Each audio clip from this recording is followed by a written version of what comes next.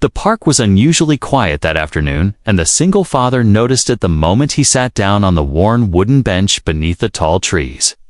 The silence felt heavy, like something waiting to happen. He watched his young son play near the swings, counting each laugh as if it were a promise that life could still be gentle. He had learned to measure his days in small moments. Ever since he became a father and a mother at the same time, loss had taught him that joy never arrived loudly. Anymore, it came softly when he least expected. People often saw him as calm and steady. They did not see the nights when sleep refused to come. They did not see the way he carried conversations with himself, replaying memories he could never change. That afternoon, he felt watched, not in a threatening way, but in the subtle sense that someone nearby was gathering the courage to step forward. He shifted on the bench and looked around, pretending he was only stretching his legs. That was when he noticed her standing a few steps away. She was young, maybe in her late teens, with her hair pulled back tightly as if she needed control over at least one thing. Her shoulders were tense, and her eyes kept moving between the ground and the bench. One leg was real and strong, the other was metal and shaped carefully to look like something it could never truly be. She stood there longer than necessary. Too long for someone who was only passing by, too long for someone who was waiting for something. The father felt a familiar ache in his chest. He recognized hesitation because it lived in him every day. It was the pause before grief returned. The pause before hope tried again. He looked away briefly, giving her space, though something told him she did not want space. She wanted permission, not just to sit, but to exist without explanation. Her hands tightened around the strap of her bag. She took one small step forward, then stopped. The sound of metal against pavement echoed louder than it should have. That sound turned heads. A couple nearby glanced at her, then quickly looked away. A child stared openly until his mother pulled him back. Girl noticed all of it. She always did. The father felt his jaw tighten. He had seen that look before in mirrors and reflections. It was the look of someone who expected rejection because experience had taught them. She finally moved again, slowly, carefully, as if every step required permission from the world.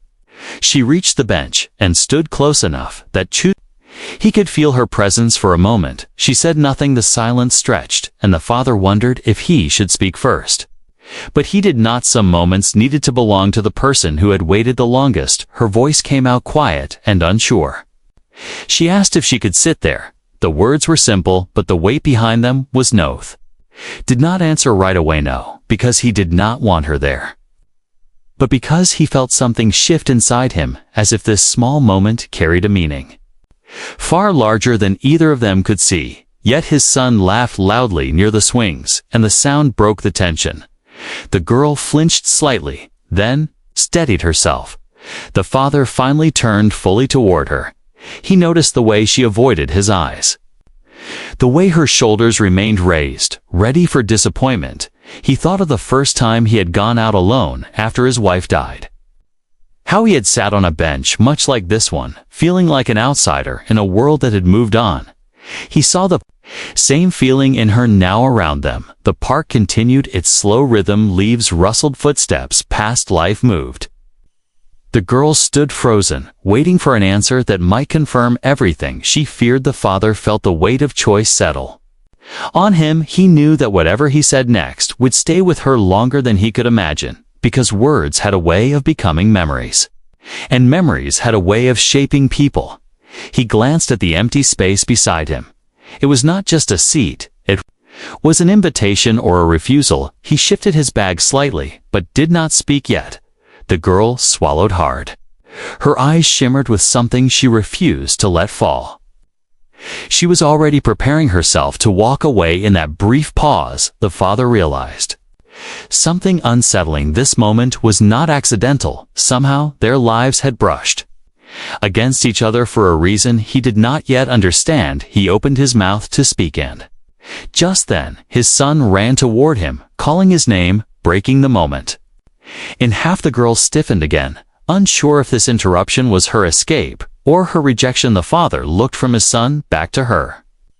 He knew what he was about to say mattered, and, as he took a breath to answer, neither of them knew that his reply would change them both forever. The father rested his hand on his son's shoulder and felt the steady warmth of a life that depended on him. He watched the boy run back toward the swings, unaware of the quiet storm forming behind him. The girl remained standing. Her eyes followed the child for a moment, and something softened in her expression. Then she remembered herself, and the walls returned. The father finally moved his bag and shifted to the side. He nodded toward the empty space beside him. He did not speak, yet he wanted his actions to arrive before his words. The girl blinked, as if she had not expected that response. Her breath caught, and she hesitated again. Trust was not something she gave quickly. She lowered herself onto the bench. Carefully, the metal leg touched the ground with a soft sound. She sat straight, leaving a careful distance between them. For a few seconds, neither of them spoke. The air between them felt fragile, like thin glass. The father looked ahead, watching his son. He spoke calmly, telling her she was welcome there. His voice carried no pity, only certainty. That was when her composure finally cracked. Her hands tightened and her shoulders shook. Tears came suddenly, and without warning, she turned her face away. Embarrassed by her reaction, she tried to wipe her eyes quickly. She whispered an apology, though she had done nothing wrong. The father did not rush her. He knew that tears often arrived late. They showed up when safety appeared. He told her she did not need to explain. He said some days were heavier than others. She nodded, unable to speak. Her breathing was uneven. She stared at the ground as if it could hide her around them. The park continued. A dog barked. A jogger passed. Life ignored the nth moment entirely. The father wondered how many times she had swallowed moments like this, how often she had stood waiting for permission that should never have been required. She finally spoke again. Her voice was low. She said people usually moved away. She said they looked uncomfortable. She said she had learned not to ask. The father listened. He did not interrupt. He did not offer advice. He only listened. When she finished, she wiped her face again and laughed weakly. She said it was stupid. She said it was just a bench. The father shook his head. He said it was never just a bench, he said. Sometimes it was proof. She looked at him confused. He explained that proof mattered, proof that the world still had room. She studied his face. She noticed the tired eyes, the lines that came from worry rather than age. She asked quietly if the child was his.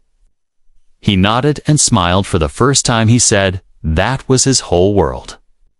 She hesitated, then asked about the mother. The question landed softly, but carried weight. He answered honestly. He said she was gone. He said some losses never stopped echoing. The girl listened closely. She recognized the tone. It was the sound of survival. She told him about the accident, how it happened, quickly, how everything changed afterward. She described waking up and realizing her body no longer felt like hers. She spoke of learning to walk again, of learning to stand in rooms where people whispered. The father felt anger rise on her behalf, but he kept his voice calm. He told her that courage was not loud. He said it often looked like asking a simple question. She looked at him sharply. She asked if he really believed that. He nodded.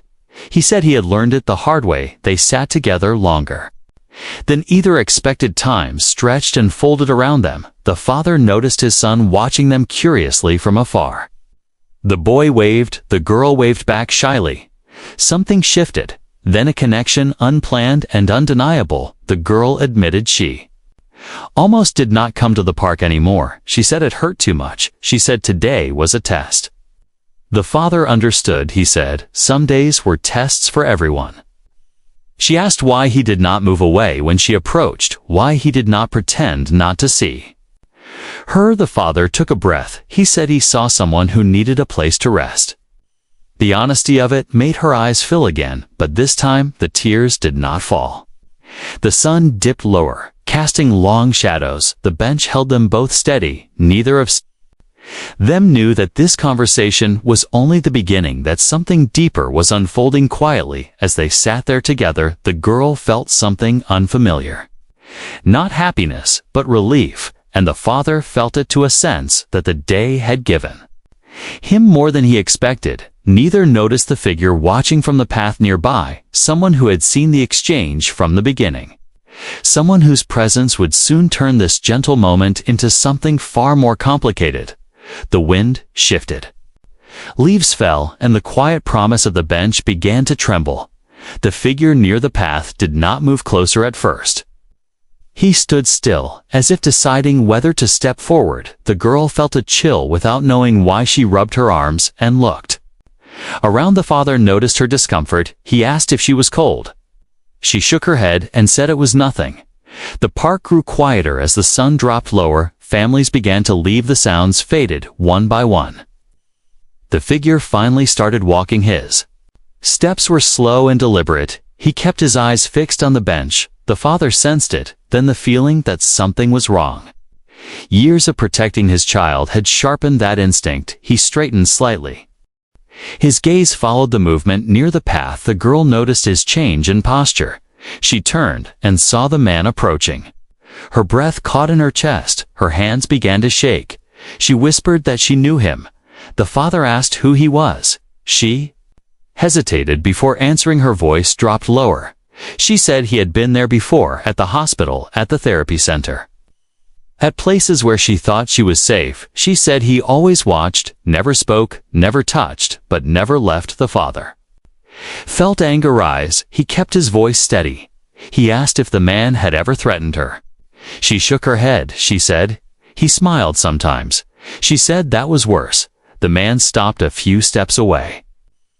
He looked at the girl first, then at the father, then at the child playing nearby. He smiled. The girl froze. Her body went rigid, her eyes locked on the ground. The father placed himself slightly between them. He did not raise his voice. He asked the man if he needed something. The man said the girl's name. Hearing it spoken made her flinch. She had not told the father her name. Not yet. The father felt a surge of fear. He asked again what the man wanted. The man said he was just checking in. He said he'd like to see her smile. He said it made his day better. The words crawled through the air. They felt wrong. The father told the girl to stand behind him. She obeyed without question. The man laughed softly. He said there was no need to be dramatic. He said he was a friend. The girl shook her head. She whispered that he was lying. The father believed her. Without hesitation, he told the man to leave. He said the girl did not want him there. The man tilted his head. His smile faded slightly. He said she did not speak for herself very well. The father felt his fists clench. He kept his voice controlled. He said she had already spoken. The man took a step closer. The child near the swings called out to his father. The sound snapped something inside the man. He glanced at the child again. The father moved quickly. He called his son back to him. The boy ran over, confused. The father placed his hand on the boy's shoulder. He looked at the man and told him firmly to go. For a moment no one moved. The girl felt her heart pounding. She felt smaller than she had in a long time. Then the man backed away. His smile returned, but it did not reach his eyes. He said they would talk another time. He said he always ran into her eventually. He turned and walked away down the path. The girl collapsed onto the bench. Her legs gave out. She covered her face with her hands. The father knelt beside her. He asked if she was safe. He asked if the man had followed her before. She nodded. Tears spilled through her fingers. She said she thought she was imagining it. She said people told her she was sensitive. The father felt rage. He told her she was not wrong. He told her her fear mattered. He took out his phone. He asked if she wanted to call someone. She shook her head. She said she had tried. She said no one listened. The father looked at his son, then back at her. He made a decision. He told her he would walk her home. He said she would not be alone. She looked up at him, startled. She said she did not want to be a burden. He said she was not. He said some moments demanded action. They stood together. The girl leaned slightly on the bench to steady herself as they began to leave the park. She glanced back once. The path was empty, but the sense of being watched had not faded. The father felt it to neither of Them spoke on the walk, but both understood something important. This was no longer just a shared bench. This was a line crossed, and whatever waited ahead, they would face it together. The street outside the park felt longer than it should have. Every step carried weight, and meaning the father walked on the side closest to the road, keeping the girl and his son between himself and the Exados. The girl focused on her breathing. She counted steps the way she had learned in therapy. One step, then another, then another. It helped her stay present. The father asked where she lived. She pointed toward a row of small buildings ahead. She said it was not far as they walked. She spoke quietly. She said the man had started appearing after her accident. She said he always seemed to know where she would be. She said she told people, but they brushed it off. The father listened carefully. He memorized every detail. He knew patterns mattered. They reached her building. The lights in the hallway flickered. Softly, she stopped at the door and hesitated. She said she hated going inside alone at night. She said the silence felt loud. Father made another decision. He said he would wait until she was safely inside. He said he would stand there as long as needed. She looked at him in disbelief. No one had ever offered that. Before she opened the door and stepped inside, she turned back one last time. Their eyes met. She whispered, "Thank you, Father," nodded. He watched until the door closed fully. Only then did he turn back toward the street. That night, he barely slept. The story replayed in his mind, the smile of the man, the fear in the girl's voice, the trust she had placed in him. In the morning he made calls. He spoke to people who would listen. He described what he saw. He insisted. Days passed. The girl stayed inside more than usual, but she answered his messages. She said knowing someone believed her helped her breathe. One afternoon, a call came. Authorities had identified the man. There were other reports. Other girls, other parks. The truth was heavier than any of them expected. The girl cried when she heard, not from fear this time, but from release. Weeks later, they met again. On the same bench, the park was brighter. Louder. The girl sat without asking her. Shoulders were lower, her eyes steadier. The father watched his son play. He felt something he had not felt in a long time. Peace. The girl told him she was starting school again. She said she wanted to help others, like her. He smiled. He said, the world needed people like her. She looked down at the bench. She said she never thought a simple question could change her life. Father said sometimes the bravest thing was asking to belong. She nodded, her eyes filled with tears. Again, but this time, they were different. The sun warmed their faces. The bench held them steady. A moment that began with fear, ended with strengthened. Neither of them would ever forget the day a single seat became a turning point.